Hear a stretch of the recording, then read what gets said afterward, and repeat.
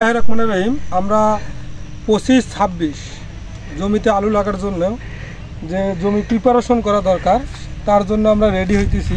প্রথমে আমাদের জমির মধ্যে ধান চাষ করছিলাম, করার কারণে প্রচুর পরিমাণ খড় থাকার কারণে আমরা রোডার দিয়ে, সকলেই তো জানেন রোডার দিয়ে আমরা নাড়াটা ফিনিশ করে নিছি। আর আমরা যেহেতু যন্ত্রাংশর মাধ্যমে আলু লাগাই সেক্ষেত্রে আমাদের ডিপটা অনেক প্রয়োজন। আমরা আগে ট্রাক্টরটা দেখে আসেন। আমাদের ট্রাক্টরটা ট্যাফে কোম্পানির মডেল 9502 আর গাড়িটা 90 SP। ট্রাক্টরটা 90 SP। এই ট্রাক্টরটা দিয়ে আমরা রিভার্স সুইং প্লাউ দিয়ে আমরা 10 ইঞ্চি ডিপ করব। এটার অনেক কাজ আছে, আপনি ফিটিং আছে। যেমন আমরা ডিপ যতটুকু করব আমরা এখান থেকেও কিছুটা মেজারমেন্ট করব। যেমন আমরা এটা 8 ইঞ্চিতে নিয়ে আসবো, 8 ইঞ্চি করব। সেক্ষেত্রে আমরা 8-এ নিয়ে আসছি মেজারমেন্টটা। টায়ারটা আমাদের সাপোর্ট দিবে, যার কারণে ওটা গভীরতা।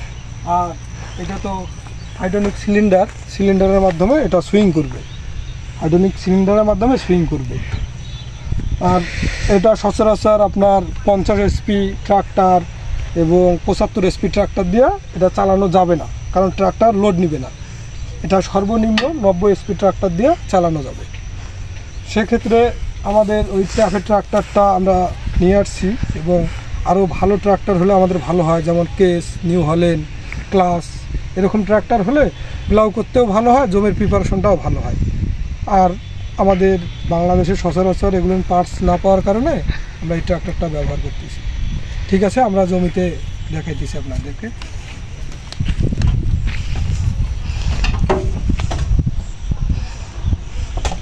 এখন গাড়ি স্টার্ট করব জমিতে।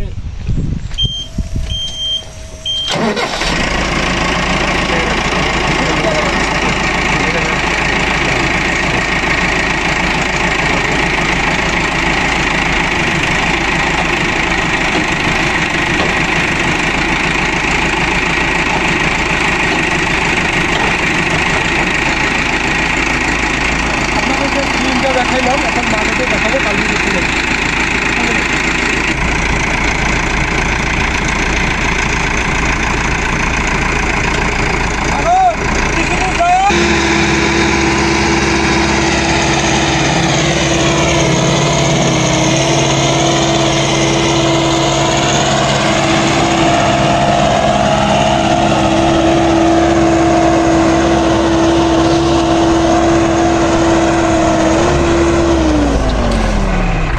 আমরা প্লাউ ট্রায়াল দিলাম, দেওয়ার পর আপনাদেরকে আমরা ডিপ দেখাবো। প্লাউয়ের ডিপটা আপনাদের দেখানোর চেষ্টা করব আমি। আপনারা দেখেন, এখান থেকে ধরি, এই দেখেন আমার কিন্তু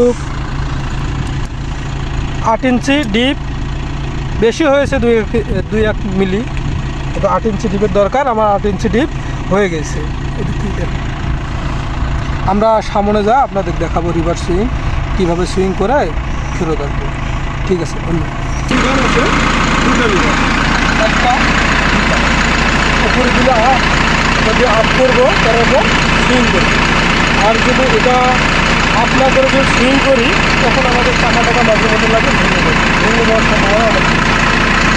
এবং সেগুলো অনেকই আলাদা, হাইড্রোলিকের গ্যাস সব কিছুই আলাদা।